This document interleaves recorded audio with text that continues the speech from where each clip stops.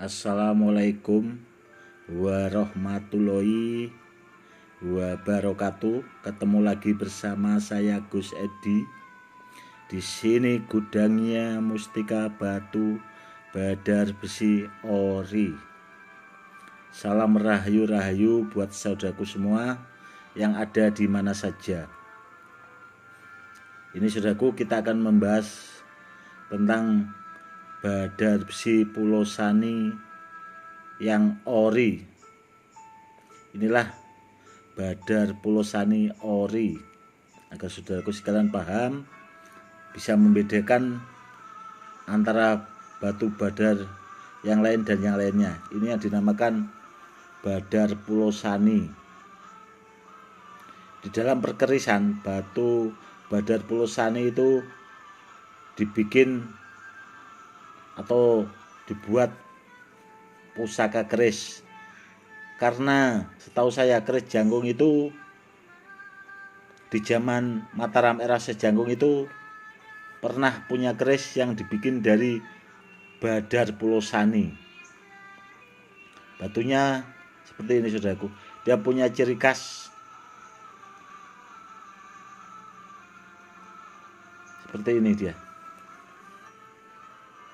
bisa saya dekatkan seperti ini saudaraku.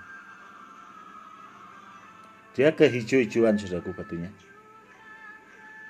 kehijau-hijau, kebiru-biruan gitu loh warna batunya, seperti itu, biar saudaraku sekalian paham.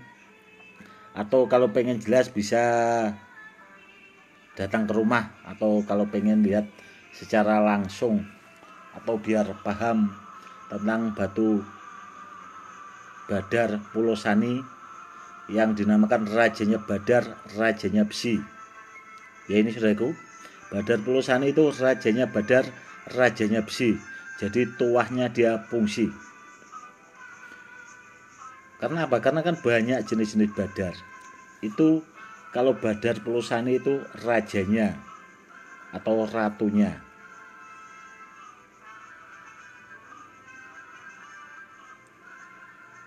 Barangnya seperti ini saudaraku.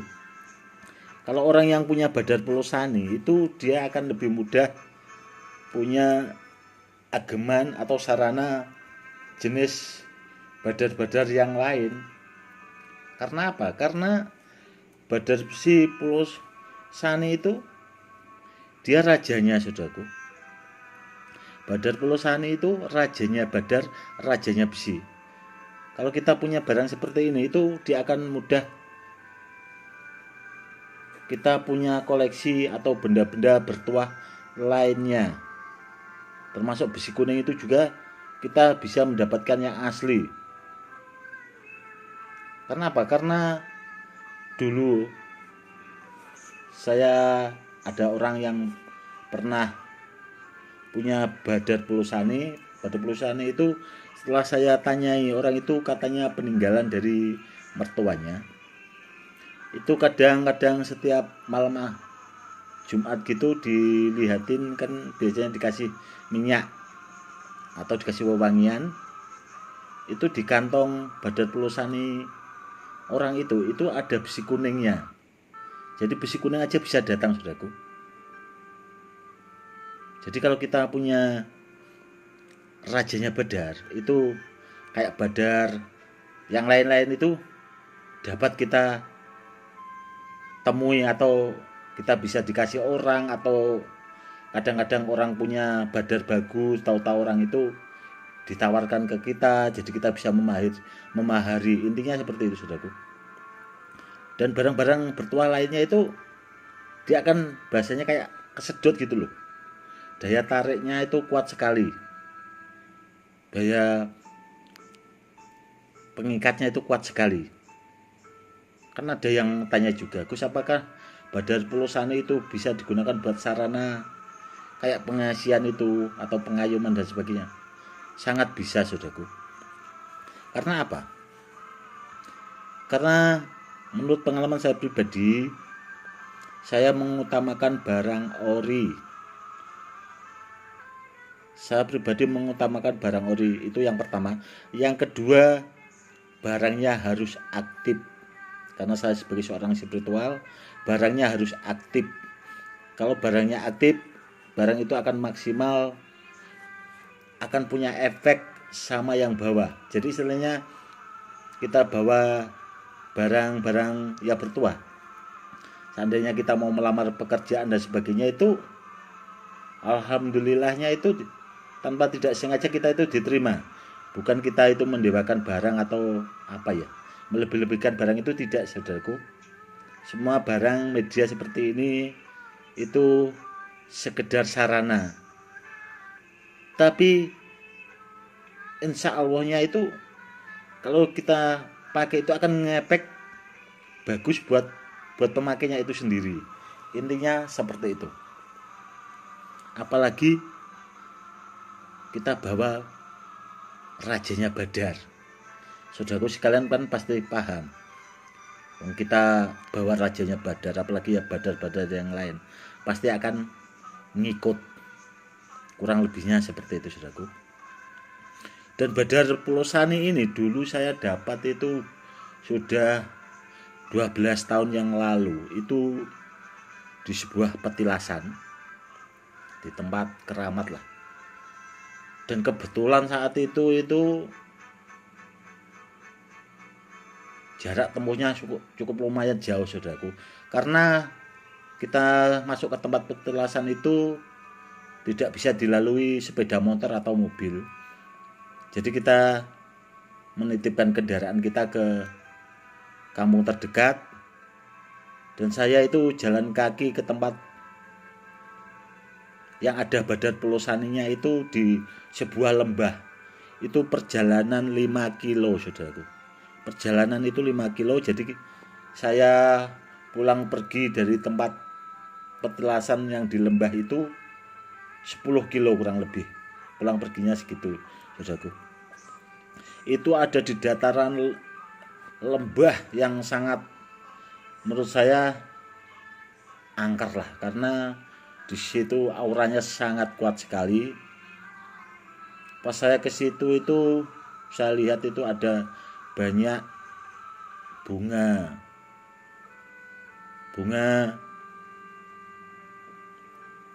kayak kembang kantil gitu, saudaraku.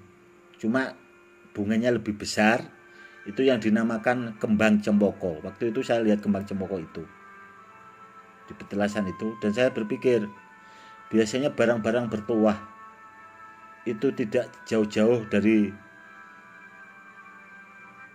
ya itu tadi, tanaman-tanaman bunga-bunga yang banyak disukai benda-benda bertuah seperti itu. Itu saya lihat ada kembang cempoko. Kembang cempoko itu kayak kembang kantil itu, cuma dia lebih besar, saudaraku. Kalau bunga kantil atau bunga gading itu, kalau di daerah Jawa Tengah sini kembang gading itu, dia bunganya lebih besar. Kalau kembang cempoko itu lebih besar, saudaraku. Setelah saya teliti, saya deteksi di situ ada, saudaraku, ada Badar Pulau Saninya itu tadi, yang dinamakan rajanya Badar, rajanya besi.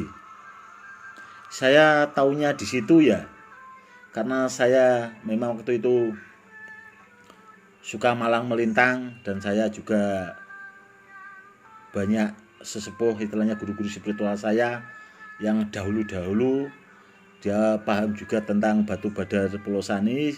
Saya belajarnya di situ. Saya akhirnya tahu di mana tempat lokasinya yang ada batu Badar Pulau Saninya, saudaraku.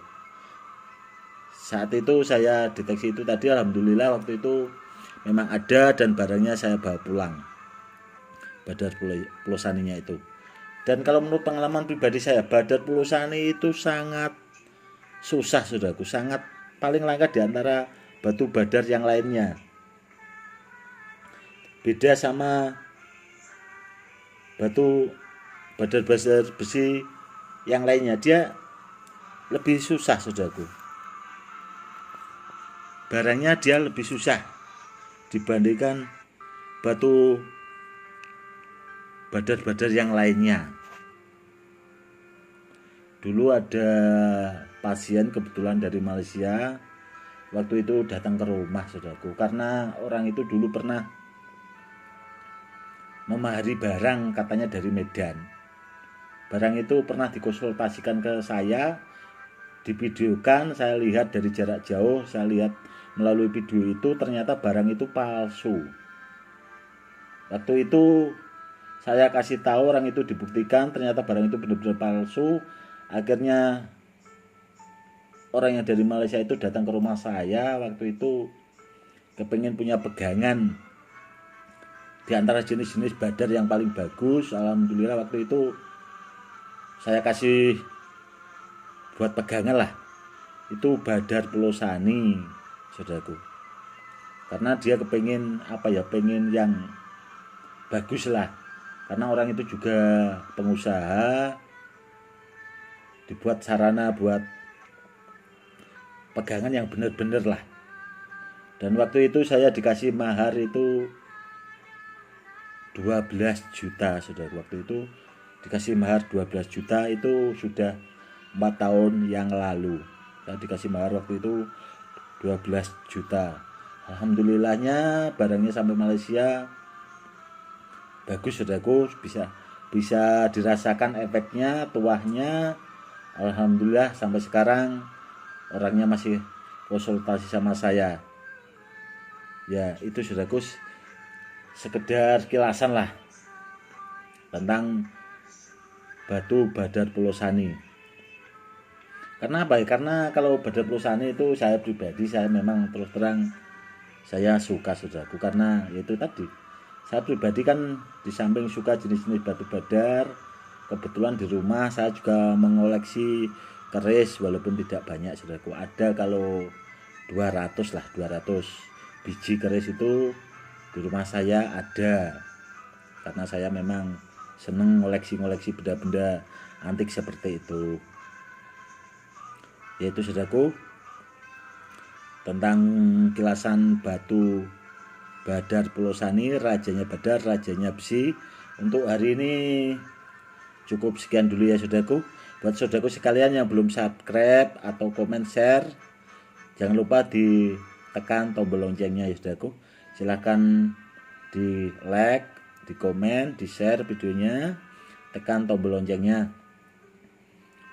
Buat yang sudah subscribe video saya, buat saudaraku sekalian yang meluangkan waktunya buat nge-like dan nge-share itu tadi, saya ucapkan banyak-banyak terima kasih. Salam hormat saya, Gus Edi. Salam rahayu buat saudaraku semua.